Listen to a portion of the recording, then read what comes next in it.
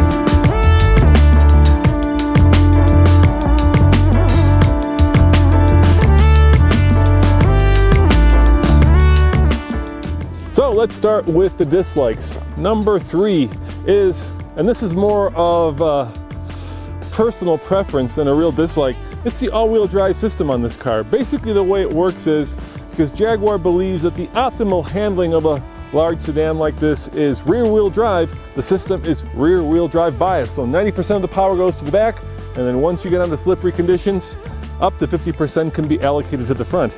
I'm not a big fan of that kind of power shifting. Even in the Buick, when it's front wheel drive for fuel economy and then the power goes to the back wheels when it starts to slip, I just like to have it go to all 4 wheels all the time, like an Audi, like a BMW, and even a Subaru. So while the system is rear wheel biased, there's just too much lag and stuff that can go wrong between it going from rear wheel drive to all wheel drive. Just give me all 4 wheels getting powered all the time.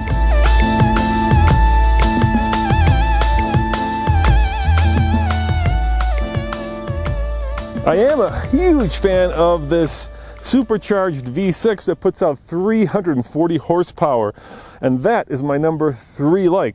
What's so great about this engine is that up here at a mile above sea level, that forced induction really gives this car some get up and go.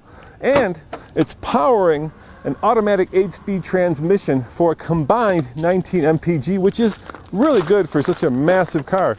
I can't believe I'm going to say this, but I'm not sure you need that bigger supercharged engine that you can get in this vehicle. And yeah, for all you Europeans, we don't get the diesel version. America, gosh darn it, we like petrol, or is it gasoline?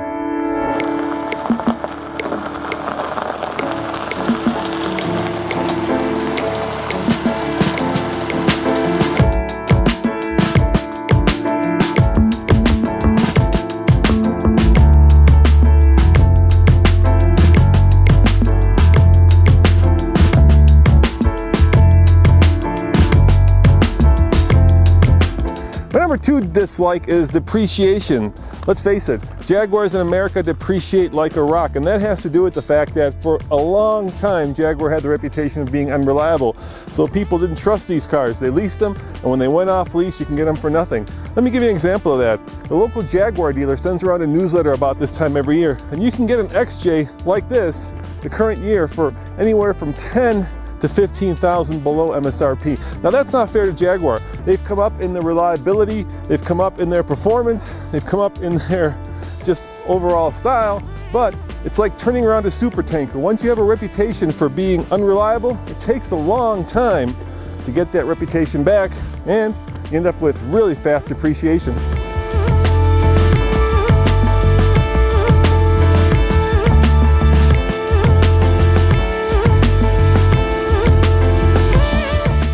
My number 2 like is style. I mean, look at that. It is just a drop-dead sexy cat, if I can use that metaphor. I remember when it first came out and you had that kind of darkened C-pillar and it looked kind of strange. Now it's grown on me. It's really aged well. It's sleek, it's sexy, it's elegant, it's modern. All right, there's just a little bit of stodginess around the edges.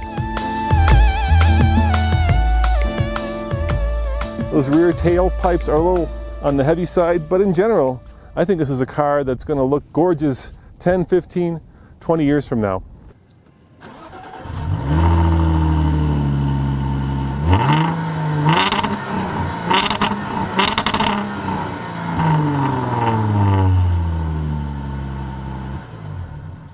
My number one dislike is the price. I like this car so much, I wish I could afford it.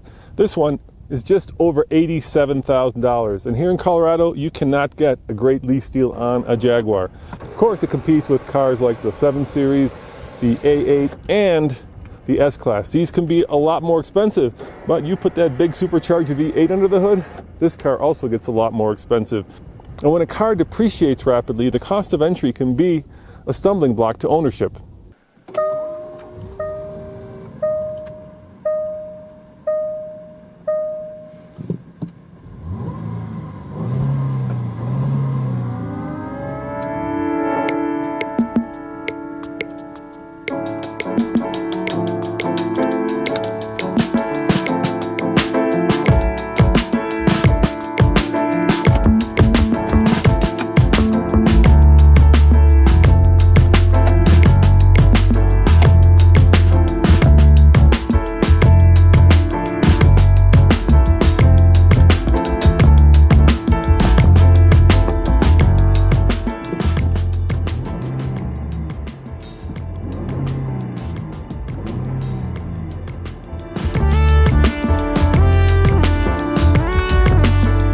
My number one like? That's easy, Exclusivity. You just don't see a lot of these around. Sure, probably driving around I'll bump into a 7 Series, maybe an S-Class, certainly an A8 here in Colorado. But an XJ, they're far and few in between. And if you're looking for something that impresses your friends, your neighbors, and says, well, I'm not gonna follow the rest of the herd and get a German car, but I'm gonna get something that's distinctive, something that's traditional, something that's sexy, well, this is the car. Overall, on the TFL scale of buy it, lease it, rent it, or forget it, that's easy. I'm gonna give it a buy it. I like this car so much. I just wish I had $87,000 burning a hole in my pocket, because if I did, and I wanted a big luxury sedan, I'd give it some serious thought. See you guys next time. Ciao.